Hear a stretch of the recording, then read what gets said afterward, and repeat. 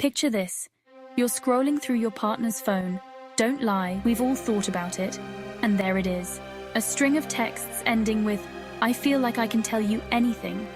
Or worse, you find a receipt for a hotel room. Emotional cheating or physical cheating? Which one stings deeper? First up, emotional cheating isn't just being friends with someone. It's crossing those invisible lines, like sharing your innermost thoughts, leaning on someone else for emotional support, or even prioritizing their opinions over your partner's. It's like a rom-com brewing behind the scenes, minus the popcorn. When someone emotionally cheats, it's not just about what they're doing with the other person, it's what they're not doing with you. Emotional intimacy builds trust, connection, and that warm, fuzzy feeling. Losing that? It's like someone stole your favorite blanket and gave it to their coworker. But before we declare emotional cheating the bad guy of this debate, let's talk about physical cheating. Physical cheating hits differently. It's primal, it's territorial. Even if it was just a mistake with no feelings attached, it's still a massive betrayal of trust. Plus, it's harder to unsee than a guilty conscience or emotional texts. Every hug, kiss, or shared bedpost feels tainted. Yikes. Interestingly, studies show that men tend to be more distressed by physical cheating, while women often find emotional cheating worse. Why? Evolution might have a hand here.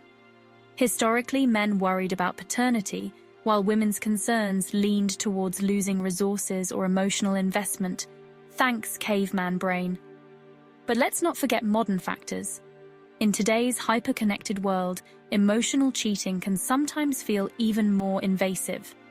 When someone's emotionally invested in another person, their digital presence often invades your shared space. Constant texts, Instagram likes, or even subtle, flirty memes. It's like sharing your relationship with a ghost who's always around but never seen. Quick pause here. If you're finding this exploration of human emotions as fascinating and mildly unsettling as we are, hit that like button, subscribe, and turn on the notification bell. It's the best way to stay in the loop and keep those betrayal stats from catching you off guard. The truth is, emotional and physical cheating aren't as separate as they seem.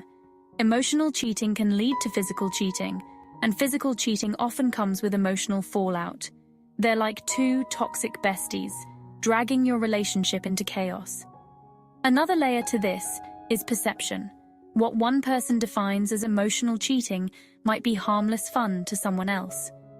For instance, your partner's harmless chats with an old friend could feel like a betrayal to you if it crosses a boundary you value.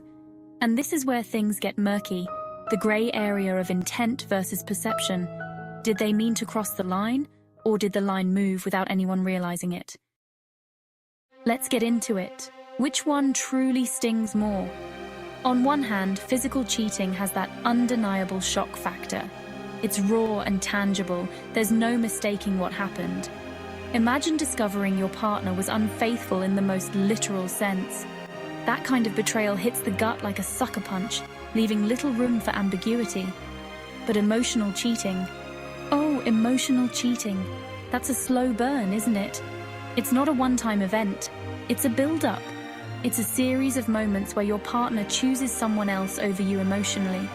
Each late-night text, every laughing till midnight phone call, feels like an eraser wiping away your connection.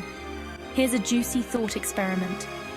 Would you rather know your partner's body was elsewhere, but their heart stayed with you, or that their heart wandered while their body stayed loyal? For some, the physical act is forgivable. They might argue it was just a moment of weakness. For others, emotional cheating is the greater crime because it reflects ongoing intent. It's premeditated in a way that physical cheating might not be. Debate gets even spicier when cultural norms come into play. In some cultures, physical fidelity is non-negotiable, while emotional entanglements might be brushed off as inconsequential. Flip that in other contexts, and the emotional bonds outside a relationship are considered the ultimate betrayal. It's like a societal Rorschach test. What you see as worse says a lot about your values. And let's not forget individual differences. Some people fear the physical act because it's hard evidence of betrayal. Others argue that emotional infidelity feels deeper, more layered, and harder to repair. The debate isn't just about actions. It's about how those actions make us feel.